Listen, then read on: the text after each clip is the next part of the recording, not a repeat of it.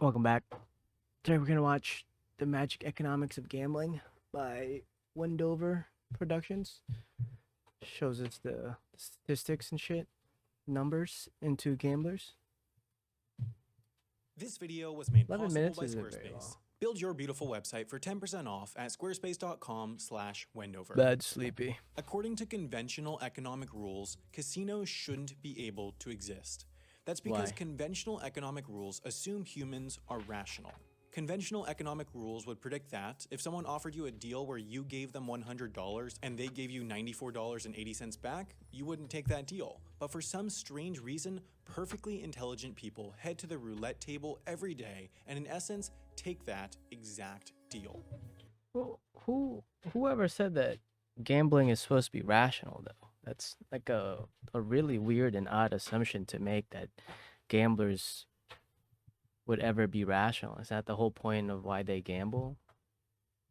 Just look. An American roulette table has 38 numbers on it: 00, 0, and 1 through 36. Give me that The double best zero odds and on the green. table are in the red, black, even, and odd boxes. That's what I'm If you saying. put a $5 chip in the red box, Baby for says don't example, gamble. and the ball falls on a red number, you double your money. You gain $5. But of course, the ball can fall on 0 or 00, which are neither red nor black. And for these purposes, neither even nor odd. Not gonna lie, I've never gambled before, besides like gacha games.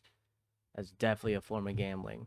But I've never I've been to a casino, but I've never like played any casino games. I've kind of like looked up blackjack just because like it's in movies a lot, but like roulette and slot machines, don't really get them.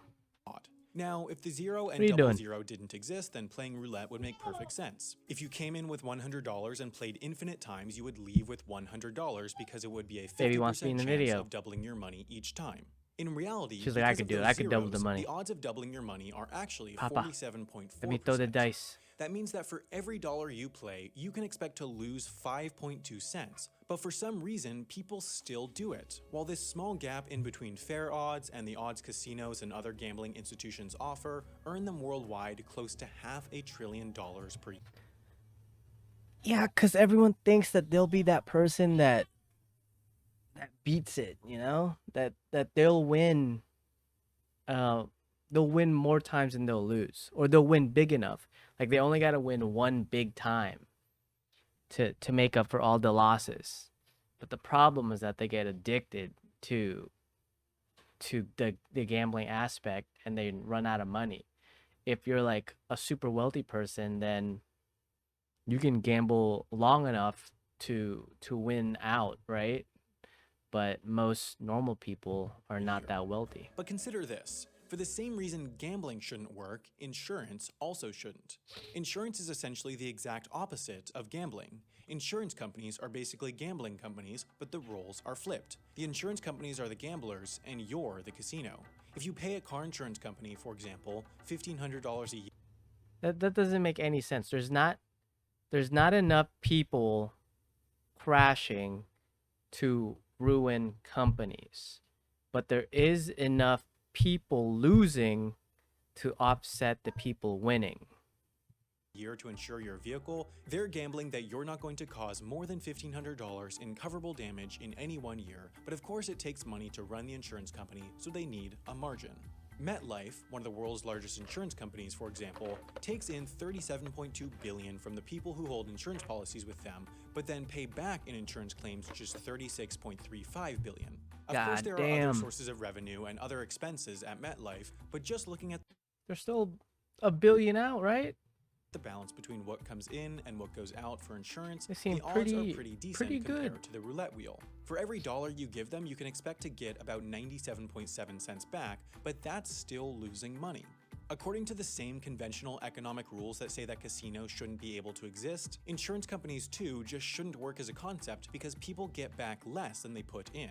But here's why they do. Just consider this. Would you rather, with 100% certainty, receive $5, or would you rather have an 80% chance of receiving $6.25? Feel free to think about it for a second. Those are some good odds. You said that you'd rather have that sure $5. Well, those are some good odds. Anything above 0.05%, When surveyed with this Those are question, good over odds. 3/4 of respondents said that they wanted the certain $5 over the 80% chance of $6.25. But Damn it. here's the strange thing. These two options are worth the exact same amount. If you Let's took the go. 80% gamble infinite times, you would receive an average of $5 each time, as 80% of Why would it 625 be is infinite, though? 5. That kind of odd. Therefore, in theory, people should have no preference between these two options because they're worth the exact same amount. But here's the thing. People, Here's the in rub. general, dislike losing a given amount of money more than they like winning it. That is, the negative effect of losing $5, for example, is greater than the positive effect of winning $5. Because the second That's option true. comes with the chance of loss, which is a negative experience more powerful than the positive experience of certainly gaining $5, this option is worth less overall, even if it's worth the same in a dollar amount. This is why insurance works. Insurance is a worthwhile gamble for the insurance company since the odds are in their favor and they make money, while the gamble is worth it for you because the monetary amount you get back plus the absence of monetary loss make the deal worth more than the money you put in overall.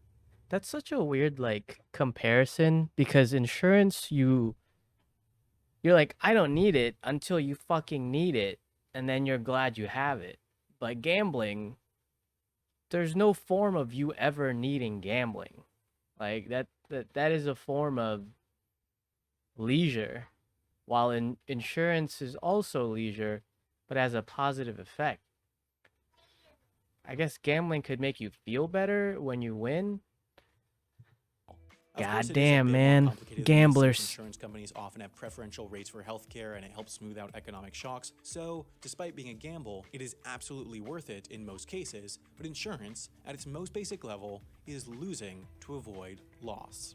The principle of hate If if losing has a greater effect, like he was saying, like the 80 is lesser because it has a greater negative effect, and he's taking feelings into consideration, then wouldn't insurance have a more positive effect, even if it's costing you money, because it's giving you reassurance that you'll be insured in a moment of crisis? losing That can be doesn't. used to make the same amount of money worth more. In one experiment, 150 teachers in Chicago Heights were split up into 3 groups.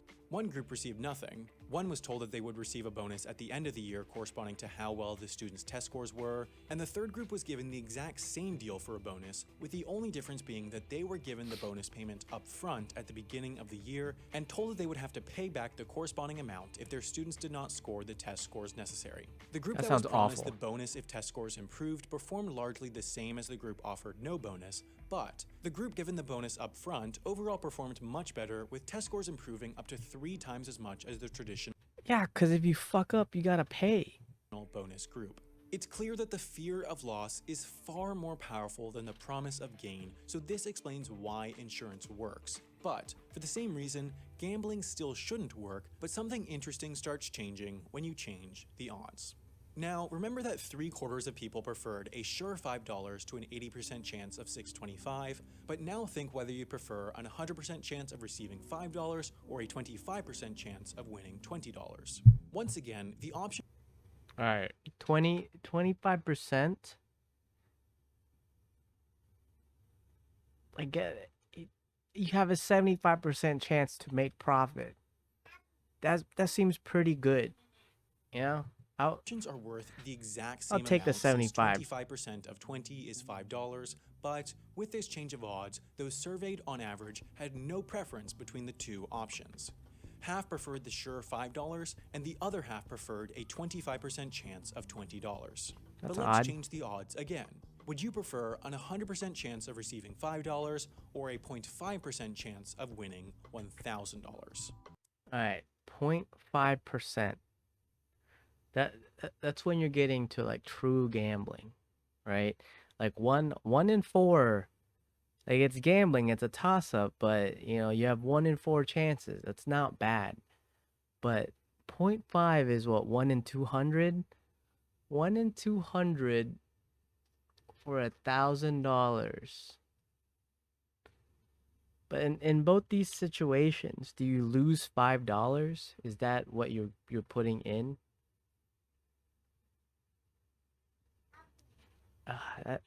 that's like a mind toss. But point 5%. I don't think I'm gonna take that Still gamble. with these numbers, 0.5% of 1,000 is $5, so the two options are worth the exact same amount. But with these options, for the first If I'm time, people prefer the gamble. no Only way. 36% of respondents said that they would take the $5, If I'm while losing 64% preferred $5, the 0.5% chance of winning $1,000. you have to What lose we've something, begun to right? It's like understand gambling. is It's the that whole humans point. like low probability risk. We like a small chance of Am I a winning lizard big man? over a certain gain. In fact, you can see this at the racetrack.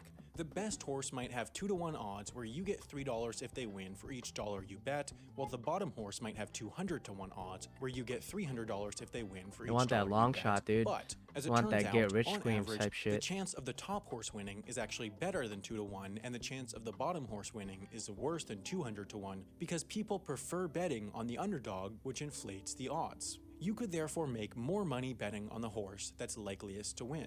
Crunching the betting Yeah, data from because you're more 8,000 than tennis likely to matches, win. it was found that the bets on the best athletes with the best odds actually made money on average, with 103% of the money won back, while the bets on the worst athletes with the worst odds won just 81% of the It's money because the back. worst Evidence for athletes this with the phenomenon has been worst found time odds and time again, have a but the bigger question of payout. why we do it is tougher. The simple answer for why this is that people overweight the impact and chances of extremely low $1.6 probability billion? events. This has been Jesus used to explain fuck. why people are so afraid of terrorism Imagine and plane being an crashes, instant despite the billionaire, chances of bro. dying of either being monumentally small. It really doesn't matter if you know that the odds are not in your favor, like with the lottery or in the casino.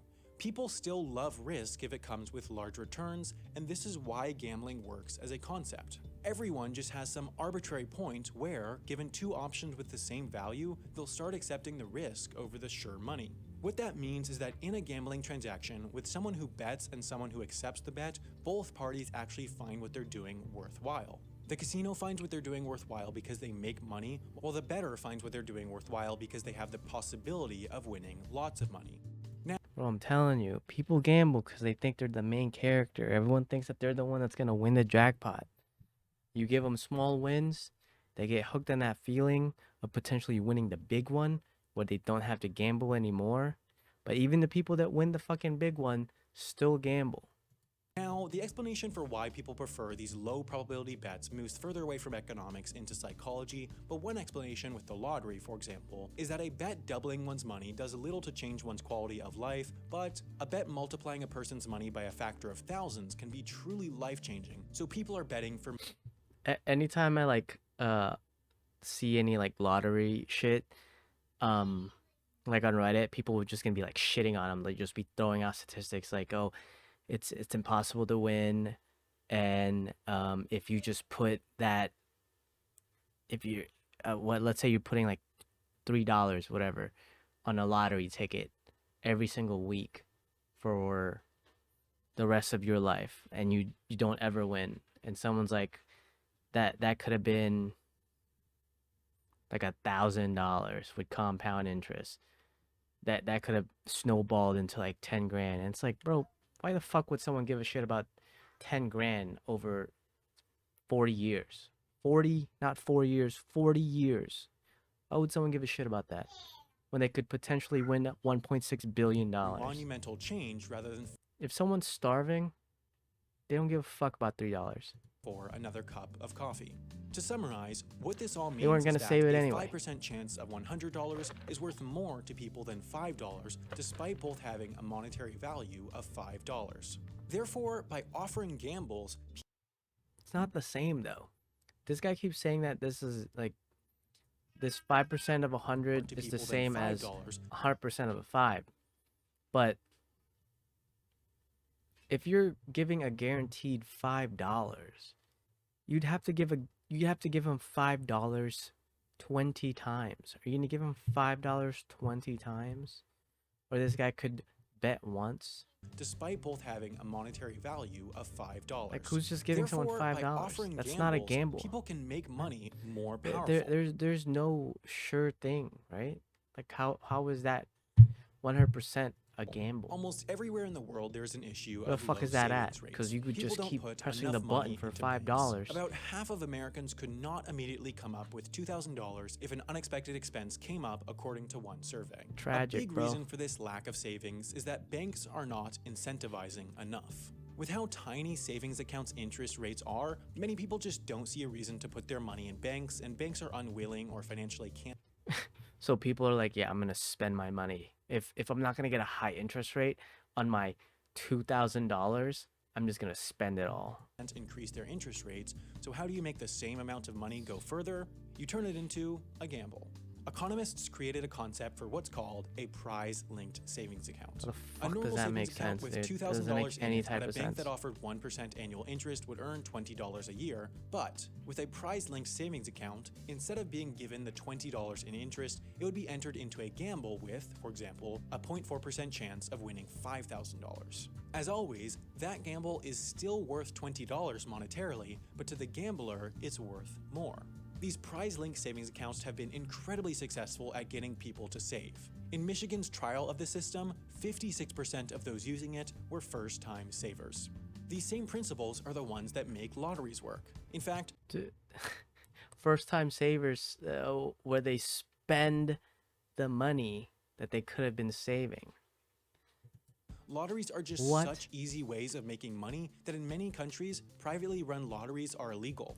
In the Not US, fucking for saving example, anything. all lotteries I'm have to be saying, state-run, and their profits usually go Gamblers to funding gonna gamble. education. Because the states are Don't guaranteed give a to shit make about money from the lottery, $20. it is essentially a form of taxation.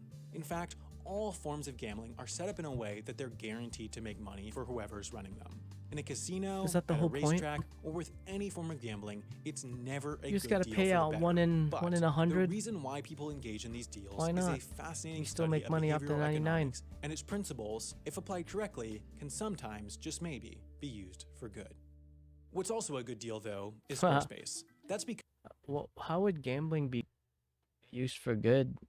So you have these people saving money, putting $2,000 in a bank account, but they're only putting it there to have a chance at winning the $5,000, right? So you're saying like, oh, they're not spending the $2,000. So what happens after they don't win that $5,000? Do they continue saving? Do they spend the money? Like what?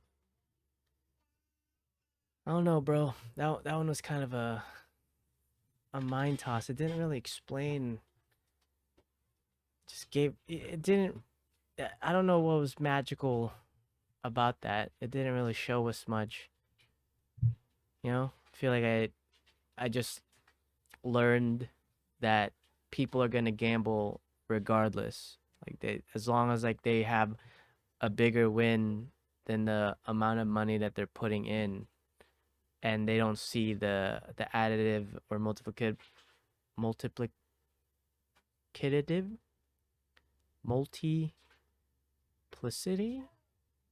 I don't even know what word I'm trying to say, but the compounding of the money that they're spending, like they don't see that being added over and over again to, maybe $1,000 is a lot over 20 years.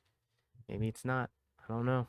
I don't really worry about money. I don't like to think about it too much, Like if you have enough food, you have a home, and you can buy the occasional gifts for birthdays, you know, enjoy simple leisure things. You're not, driving around a Range Rover or Benz, but as long as you're eating and having a home and, just chilling, I feel like that's good.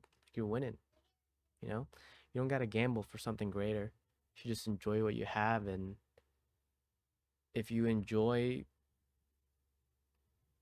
simple gambling, then that's a pleasure of life that you can partake in. Just don't let it consume you. Don't let it destroy the life that you do have. Like it's doesn't seem that worth it to me. But yeah, see you guys later.